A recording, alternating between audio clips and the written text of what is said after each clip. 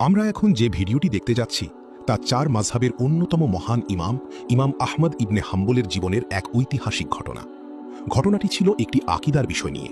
কুরআন কি আল্লাহর কালাম, অর্থাৎ আল্লাহর কথা, নাকি এটি আল্লাহর সৃষ্টি?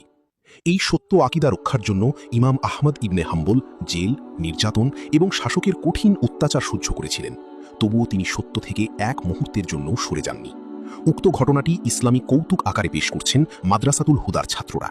আশা করছি সকলেই মনোযোগ সহকারে।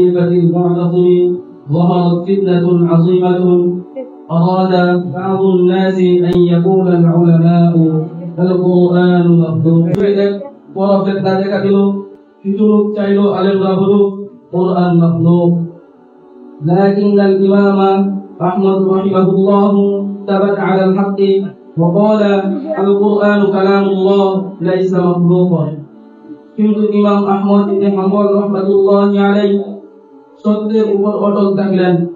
সত্যের উপর অটল থাকার কারণে তাকে কারাগারে অনেক নির্যাতন করা হলো এবং তিনি বললেন কুরআন আল্লাহর কালাম, মাখলুক নয়।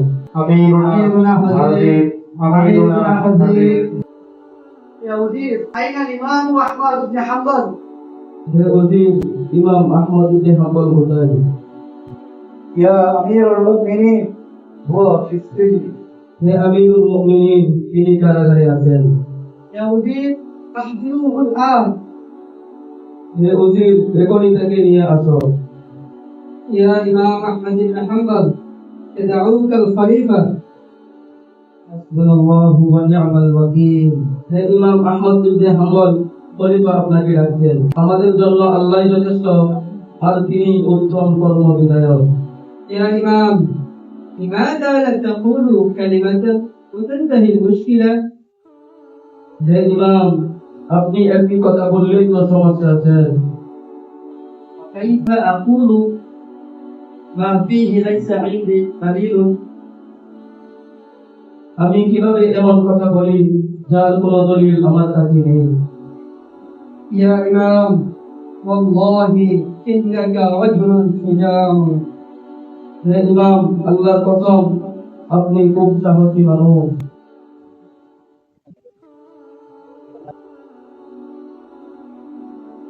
يا إمام أحمد بن حنبل قل القرآن مخلوق. হে ইমাম আহমদ ইবনে হাম্বল, আপনি বলুন কুরআন মাখলুক। هاتوا لي آية أو حديثا. আমাকে একটি আয়াত বা হাদিস দেখান। أيها العالم المعتزل تفضل بالدليل. হে ইমামে মুতাজিল, তুমি একটি দলিল পেশ করো। الدليل في هذا الأمر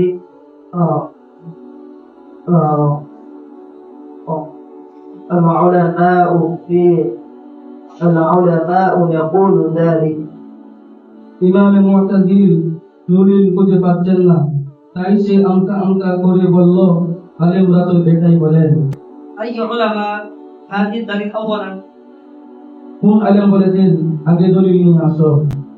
يا شيخ يبدو أن الدليل ضاع منكم في الطريق. হে শায়খ, মনে হয় দলিল পথে হারিয়ে গেছে।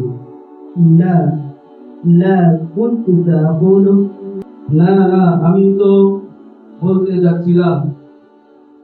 إذا قل بسرعة قبل أن يمر الدليل مرة أخرى. তাহলে দ্রুত বলুন, আবার যেন দলিল পালিয়ে না যায়।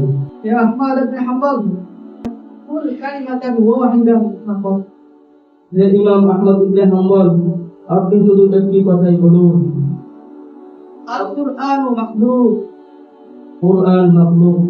لو سكت العلماء فمن يعلم الناس الحق. যদি আলেমরা চুপ থাকে, তাহলে মানুষকে সত্য কে শিখাবে? يا إمام أحمد بن حنبل أنت تتعب نفسك. হে ইমাম আহমদ ইবনে হাম্বল, তুমি নিজেকে কষ্ট দিচ্ছ। التعب في طاعة الله راحة. আল্লাহর আনুগত্যের কষ্টই প্রকৃত শান্তি। يا أمير المؤمنين الرجل ثابت كالجبل. হে আমিরুল মুমিনিন, লোকটি পাহাড়ের মতো অটল। أين الجلال؟ হে জল্লাদ, জল্লাদ কোথায়?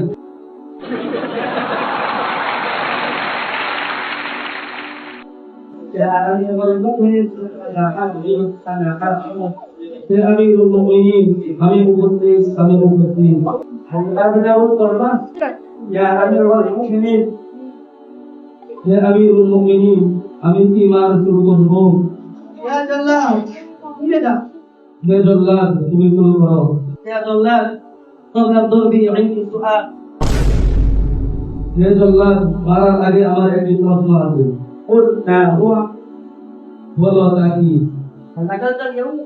তুমি কি আজ খেয়েছো نعم أكلت اليوم হ্যাঁ আমি খেয়েছি إذا لا تصفني كثيرا حتى لا يدمنك بطنك بعد الغداء তাহলে বেশি মেরো না না বলে দুপুরের খাবারে পরে তোমার পেট ব্যথা করবে هذا الإمام ما جهني وهو في السجن এই ইমাম কারাগারেও আমার সাথে মজা করছেন يا جلال হে জল্লাদ ঘুরে মারো يا أمير المؤمنين أخاف من دعائه হে আমিরুল মুমিনিন আমি তার দোয়াকে ভয় পাই لقومي فإنهم لا يعلمون হে আল্লাহ আমার জাতিকে ক্ষমা করুন কারণ তারা জানে না ضرب الإمام أحمد كثيرا لكنه لم يترك الحق ইমাম আহমদকে অনেক মারা হলো কিন্তু তিনি সত্য জানেননি هكذا بعد سنوات ثم جاء الخليفة المتوكل فأكرم الإمام أحمد وأوقف الفتنة এভাবে কয়েক বছর পরে يا جلال الصفوف الإمام أحمد بن حنبل হে জল্লাদ ইমাম আহমদকে মুক্ত করে দাও إنه إمام أهل السنة কারণ তিনি আহলুস সুন্নাহর ইমাম سمعا وطاعة يا أمير المؤمنين আজকে হে আমিরুল মুমিনিন الحمد لله الذي نصر الحق সমস্ত প্রশংসা আল্লাহ তাআলার জন্য যিনি সত্যকে বিজয় দিয়েছেন তারপর মুতাওয়াক্কিলের যুগে খলিফা মুতাওয়াক্কিল ইমাম আহমদ বিন হাম্বলকে সম্মানের সহিত কারাগার থেকে বের করলেন اليوم أن المسلم لا يبيع دينه আজ আমরা শিখলাম মুসলিম জাতি কখনো তার দিনকে বিক্রি করতে পারে না ইমাম আহমদ ইবনে হাম্বল বাদশাহর সামনে দাঁড়িয়েও কখনো বাতিলের কাছে মাথা নত করেননি অমানবিক নির্যাতন জেল এবং অসংখ্য কষ্টের মাঝেও তিনি সত্য আকীদাকে আঁকড়ে রেখেছিলেন কিন্তু আজ আমরা সামান্য স্বার্থ ভয় কিংবা দুনিয়ার লোভের কারণে সত্যকে খুব সহজেই ভুলে যাই এ কারণেই মুসলিম উম্মাহ আজ দুর্বল ও অধপতনের শিকার আল্লাহ আমাদের সবাইকে সত্যের উপর অটল থাকার